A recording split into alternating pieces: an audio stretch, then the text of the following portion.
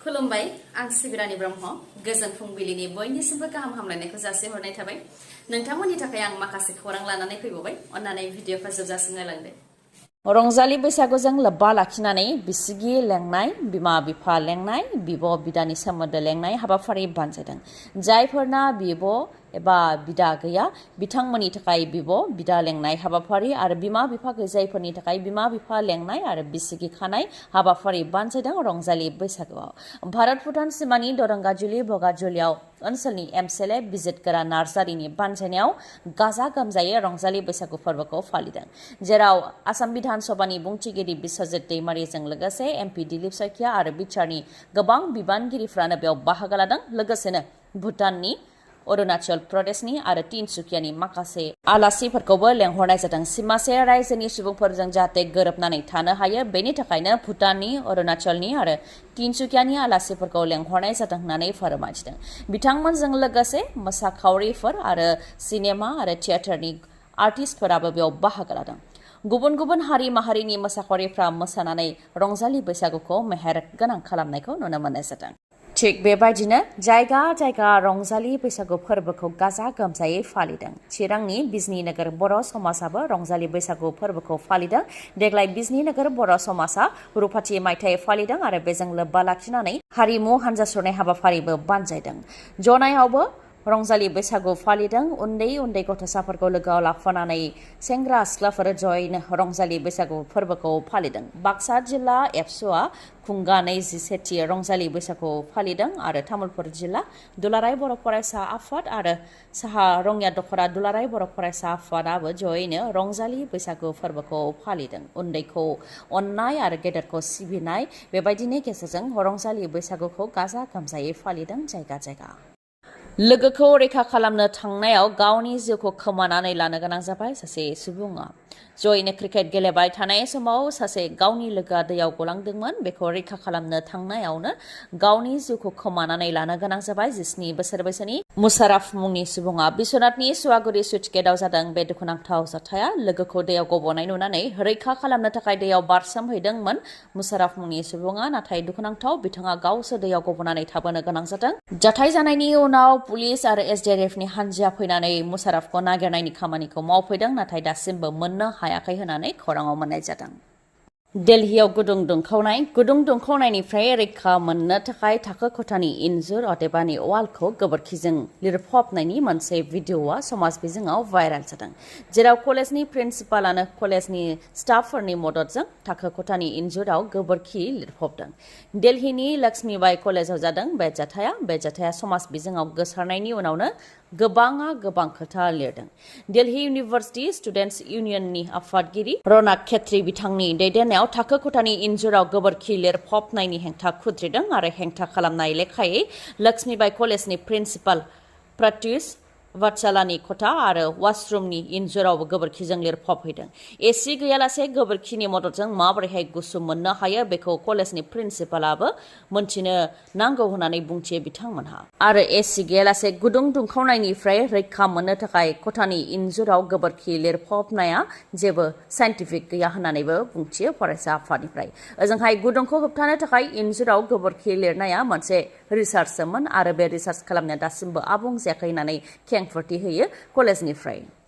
tribal belt and ब्लकनि बिघा हाखौ फालांगिरिफोरनो होनो थांखि आसाम सरकारनि ट्राइबेल बेल्ट एन्ड ब्लकनि बिघा हाखौ फालांगिरि मुकेश आम्बानी आदानि आरो बाबा रामदेवनो गथायनो नागिरनायनि हेंथायै गुबुन आफाद जेरै एपिएचएलसी सिपिआइएमएल एचपिसिसि एनपिपि आरो माखासे आफादफोरा गोख्रोङै हेंथा खालामदों बिथांमोना फोरमायथिदों दि कार्बि आंलंनि बिघा ट्राइबेल बेल्ट एन्ड ब्लकनि हाखौ गेदेर फालांगिरिफोरनो होनो थाखाय आसामनि गिबि मन्त्रि डक्टर हेमन्त बिश्व शर्मा आरो कार्बि आंलंनि सिइएम तुलिराम रंहां बिथांमोनहा थांखि लादों जेराव गोबां खामानि मोननो हागोन होननानै ओनसोलनि सुबुंफोरनि सिगाङाव बुंथिदों होननानै फोरमायथिदों नाथाय बेफोर इन्डास्ट्रिफोराव दंफां लाइफां गायनायनिफ्राय लानानै गासै खामानिफ्रा मेसिनजोंसो जागोन ओनसोलनि सुबुंफोरा खामानि मोननाय नङा होननानै बुंथियो हेंथा होग्रा बिथांमोनहा बेनि अनगायैबो सैनिक स्कुल जिएनबि एकलव्य आरो गुफुर चन्दननि प्रजेक्ट दं जायनि थाखाय सरकारा ट्राइबेल बेल्ट एन्ड ब्लकनि हाखौ होनो नागिरदों नाथाय सैनिक स्कुलाव ओनसोलनि ट्राइबेल फरायसाफोरा फरायनो मोनगोन ना मोना अदेबानि मुं थिसननो मोनगोन ना मोना बेनि जेबो रोखा गैया आरो सैनिक स्कुलनि बोसोरसेनि फिसआनो फ्राय 1,38,000 होननानै बुंथियो ओजोंहाय जिएनबि लुनायाव जेबो हेंथा गैया मानोना बेयाव एससि आरो एसटि नि थाखाय बेसेन नाङा बेनि अनगायैबो एकालय्य स्कुल आरो गुफुर चन्दन प्रजेक्ट दङ नाथाय बेफोर इन्डास्ट्रियाव बिफां गायनायनिफ्राय लानानै मोनजासिम गासैबो मेसिनजों खामानि जागोन ओनसोलनि सुबुंफोरा खामानि मोननो हानाय नङा होननानै बुंथियो बिथांमोनहा मख'नो गोनांदि आसामनि गिबि मन्थ्रि बिथाङा सोरखारि बिथांखिफोरखौ लानानै आरो आसाम बिधान सभानि जथुम्मानि थाखाय दिपुआव थांनो नागिरनायनि सिगांनो कार्बि आंलंनि गुबुन गुबुन आफादा ट्राइबेल बेल्ट एन्ड ब्लकनि बिघा बिघा हा एंगारनो नागिरनायखौ लानानै हेंथा खालामदों रंजालि बैसागु नायनानै न' फारसे फैफिनबाय थानाय समावनो गिख्रंथाव जाब्रबथायजों मोगा-मोगि जाब्रबथायाव जिउ खोमानांबाय सासे सुबुङा आरो सासेया गोब्राबै जोखोम जानो गोनां जादों नलबारियाव रंजालि बैसागुनि समावनो गिख्रंथाव जाब्रबथाय बैसागु नायनानै न' फारसे फैफिनबाय थानाय समावनो मटर साइकेलखौ उननिफ्राय गारिया सौख्रांफैदों जायजों हितेश डेका मुंनि सुबुङा जिउ खोमानो गोनां जादों ओजोंहाय रुपम डेकाया गाज्रियैनो जोखोम जानो गोनां जादों जिउ खोमानांनाय हितेश डेकाया नलबारिनि गुवाखुसिनि थागिबिमोन दुखुनांथाव रंजालि बैसागोनि समावनो बे जाथाया जानो मोनदों रंजालि बैसागु नायनानै न' फारसे फैफिनबाय थानाय समावनो बे दुखुनांथाव जाथाया जानो मोनदों सिआइटि क'क्राझारआ गुबुन गुबुन प्रग्रामाव एन्ट्रेन्स आनजादनि थाखाय गोसो गोनां फरायसाफोरखौ हांख्रायहरदों सोलोंथाइ बोसोर 2015-26 नि थाखाय गुबुन गुबुन प्रग्रामाव मुं थिसननो थाखाय सिआइटि क'क्राझारआ हांख्रायहरदों गुबुन गुबुन प्रग्रामफोरा जाहैबाय जेरै डिप्ल'मा इन सिइ अदेबानि civil engineering CSE computer science and engineering electronics and communication engineering लोगोसे FPT food processing technology diploma in CAI control and instrumentation engineering AMT Animation and Multimedia Technology बेनि अनगायैबो BTech Bachelor of Technology आवबो CE Civil Engineering CSE ECE FET आरो IE अदेबानि Instrumentation Engineering बेफोर प्रग्रामनि थाखाय लोगोसेनो Bachelor of Design MCD Multimedia Communication and Design बेफोर प्रग्रामजों लोगोसे MTech in WRH अदेबानि Water Resources and Hydraulic Engineering CSE FET आरो GET अदेबानि Green Energy Technology MDes in MCD अदेबानि Multimedia Communication and Design PhD in CE CSE ECE FET IE अदेबानि Instrumentation Engineering ME Physics Mathematics Chemistry आरो Humanities and Social Science बेयाव PhD खालामनो हागोन Eligibilityफोरा जाहैबाय डिप्ल'मायाव direct एन्ट्रिनि थाखाय क्लास 10 पास जानाय जानो नांगोन नङाबा आनजाद होनाय जानो नांगोन लेटारेल एन्ट्रिनि थाखाय साइन्सआव थाखो 12 उथ्रिसारनाय जानो नांगोन नङाबा होनाय जानो नांगोन नङाबा ITI पास जानाय जानो नांगोन BTech गाव डाइरेक्ट एन्ट्रिनि थाखाय साइन्सआव थाखो 12 उथ्रिसारनाय जानो नांगोन नङाब्ला आनजाद होनाय जानो नांगोन लेटारेल एन्ट्रिनि थाखाय डिप्ल'मा इन इन्जिनियारिं नङाबा टेक्न'लजि थानो नांगोन आरो भार्टिकेल एन्ट्रिनि थाखाय डिप्ल'मा इन इन्जिनियारिं नङाबा टेक्न'लजि फ्रम सिआइटि क'क्राझार बिदेशनि थाखाय डाइरेक्ट एन्ट्रियाव जायखिजाया स्ट्रिमाव थाखो 12 उथ्रिसारनाय जानो नांगोन भार्टिकेल एन्ट्रिनि थाखाय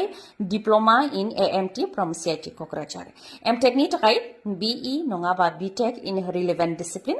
MDesनि थाखाय 10+2+3 with 1 year professional experience in नङाबा 4 बोसोर BDes नङाबा BFA नङाबा graduation in relevant discipline PhD नि थाखाय master's degree in relevant discipline online application नि प्रसेसा जागासिनो दङ जोबथा अक्ट'आ 31 मे डिप्ल'मा नङाबा आन्डार ग्रेजुवेट नङाबा पोस्ट ग्रेजुवेटनि एन्ट्रेन्स एग्जामा 8 जुनाव जागोन PhD निया 15 जुनाव जागोन फार्स्ट काउन्सिलिं आरो सेकेन्ड काउन्सिलिंनि अक्ट'फोरखौ आरो गासै डिटेल्सफोरखौ नोंथांमोनहा स्क्रिनाव नायनानैबो लानो हागोन नोंथांमोनहा जुदि गोसो गुदुंब्ला क'क्राझार CIT नि एडमिशन सेलाव खौरां लानो हागोन फन नाम्बारा जाहैबाय 9365031406 बे कन्टेक्ट नाम्बारखौ स्क्रिनावबो होगोन लोगोसे इमेलनि गेजेरजोंबो नोंथांमोनहा खौरां लानो हागोन बेफोर गासै डिटेल्सखौ स्क्रिनाव होनाय जाबाय नोंथांमोनहा नायनानै लानो हागोन गोजोन्थों दिनैनि भिडिअआ एसेनोसै गाबोन आरो गोदान भिडिअजों लोगो मोनफिनबावगोन नोंथाङा दासिमबो आंनि चेनेलखौ साबस्क्राइब खालामाखैबा अन्नानै साबस्क्राइब खालामदो लोगोसे लाइक कमेन्ट आरो शेयार खालामनो दाबाव गोजोन्थों